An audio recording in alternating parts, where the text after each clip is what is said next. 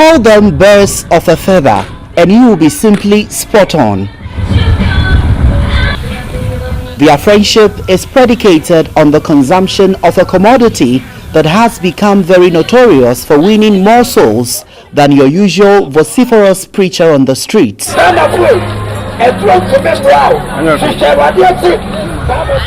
Perhaps the most distinguishing factor between these two is that one is a mason and the other a carpenter.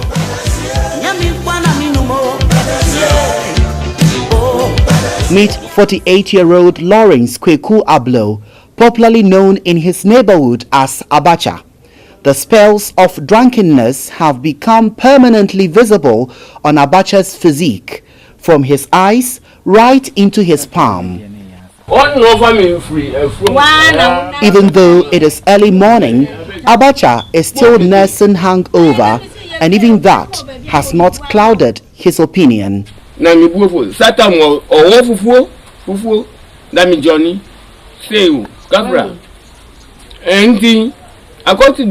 He started drinking alcohol when he was 18 years old and says he finds nothing wrong with it.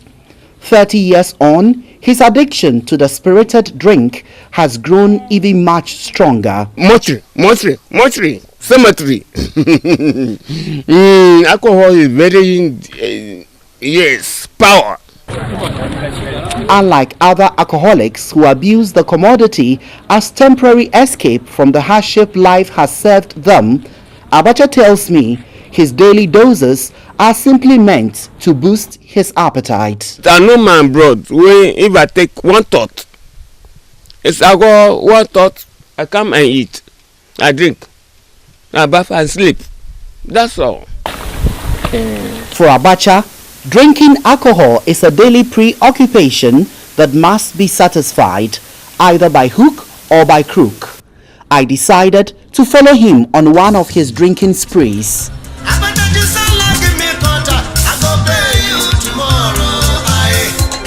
A hunter spot is the joint, and here the drink comes in a wide variety, and Abacha knows exactly what he wants.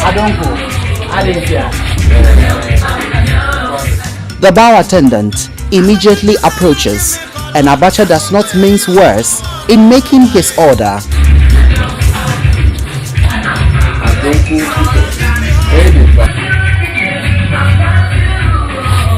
The potency of the drink strikes him upon consumption, and the impact is instantly felt in the head.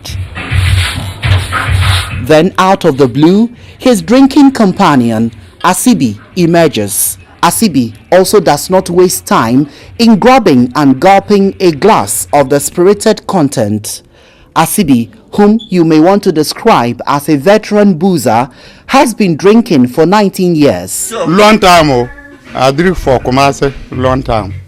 I did Kumasi 14 years. Here is 19. So you've been drinking for 19 years? Yeah. Hasn't it affected your health? Oh, something not fair to me.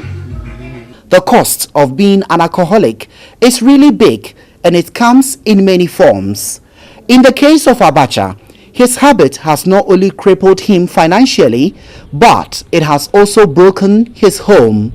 Abacha's wife and his 3 children have all abandoned him due to the frustrations and embarrassment associated with his lifestyle.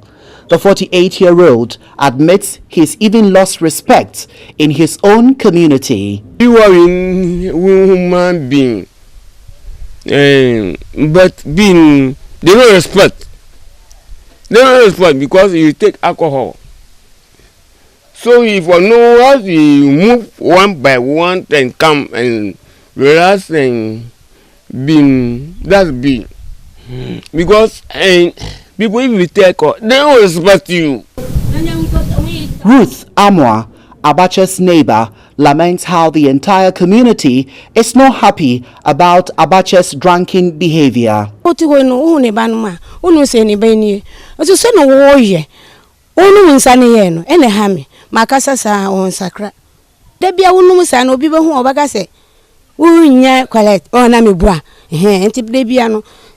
Ma ye fine, let na be a boom ma me carboni mano. According to health experts, alcoholism is leading in all substance abuse cases in Ghana. Logosu Amagashi is head of Addictive Diseases Unit at the Kolebu Teaching Hospital, and he explains the danger associated with this lifestyle. The alcoholic, who is not like you, in the morning will get up and shaking because he doesn't have alcohol. When he drinks, he calms down. We need rehabilitation centers built. People do not know where to send their children. Therefore, they end up in spiritual homes. They are put in chains, beaten to exorcise the demon of drugs from them. However, in a rather interesting rebuttal, Abacha insists alcoholism is not entirely detrimental. He says the drink allows his blood to circulate very well. Article 243 say if you take chop, if you take small, eat. Don't leave your stomach empty. Which one is Article 240? And you say budidi. Which one is budidi?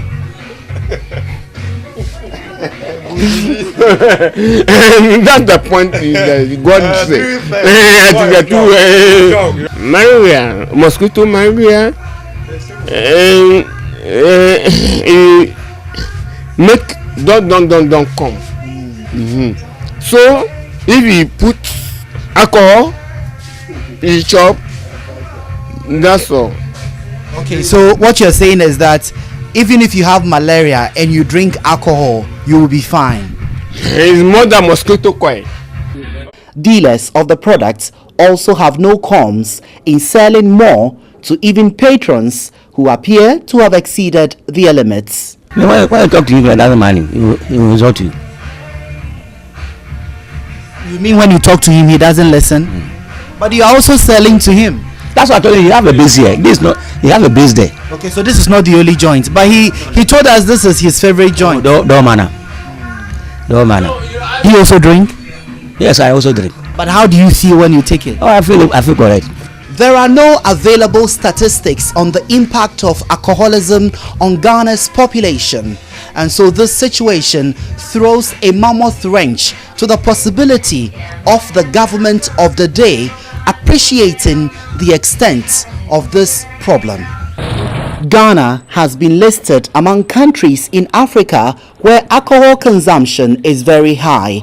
In fact, it is estimated that the country consumes 30 million liters of alcohol every year, a situation health experts say lays credence to a rising phenomenon of alcohol dependency syndrome.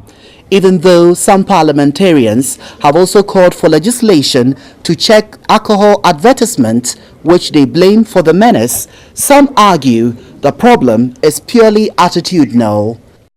While it does not look like Abacha will quit the bottle anytime soon, he has one regret though, that is, losing the love of his life and his 3 children.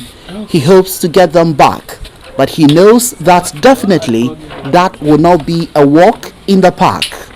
Reporting for GH1 News, my name is Redwan Karim Dini-Osman, Accra.